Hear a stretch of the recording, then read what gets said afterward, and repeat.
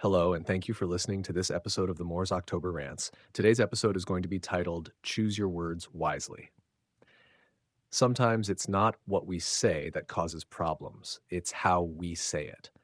You can communicate almost anything effectively if you phrase it correctly. The way we use words can determine whether a conversation is productive or turns into an all out battle. I see this all the time, especially in professional settings or customer service interactions. There are um, there are moments when people feel frustrated and they have every right to voice their concerns. However, the way they express themselves can make all the difference. If you lash out at someone, they're far less likely to listen to you or help you. But if you phrase your concerns tactfully, you increase your chances of getting a positive response. Let's be real. Sometimes we just want to say exactly what we're thinking without filtering ourselves. But consider this. Instead of saying, "You're an absolute nightmare to talk to, and I regret ever meeting you," you could say, "Sometimes I feel like we struggle to understand each other, and it can be frustrating. But I appreciate the effort you put into communicating, and I want to work on improving our conversations." Both statements express frustration, but one invites cooperation while the other invites conflict. Language is an incredibly powerful tool. When used correctly, it can help you express your thoughts without offending others. That being said, some people will take offense no matter how carefully you word things. That's their issue, not yours. Your responsibility is to communicate as clearly and respectfully as possible. If someone chooses to misinterpret you, that's on them. Being mindful of your words is especially crucial in job interviews. The way you speak can determine whether you land the job or get dismissed as unprofessional.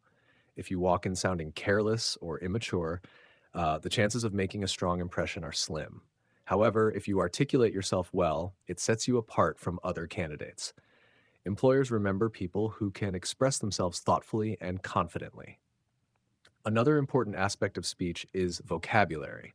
Expanding your vocabulary gives you more tools to express yourself effectively. Even if you don't use fancy words all the time, knowing how to articulate your thoughts in different ways makes you a more compelling speaker.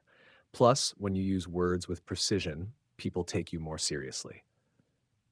Choosing your words wisely isn't just about impressing people, it's also about avoiding unnecessary conflicts. Imagine your neighbor is blasting music late at night and you need to get up early for work.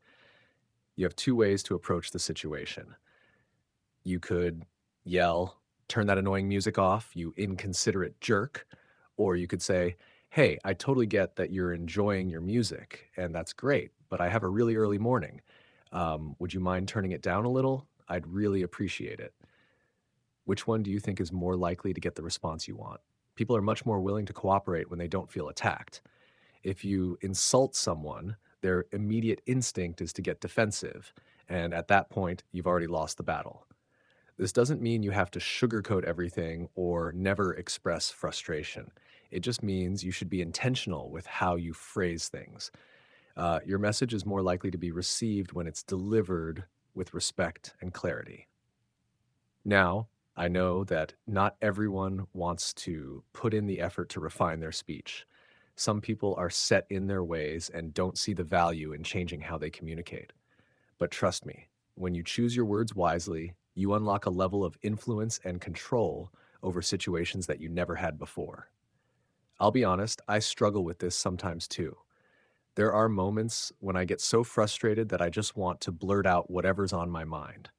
Um, but I've learned that taking a second to rephrase my thoughts can completely shift the outcome of a conversation. When I express myself in a way that encourages dialogue instead of conflict, I get much better results.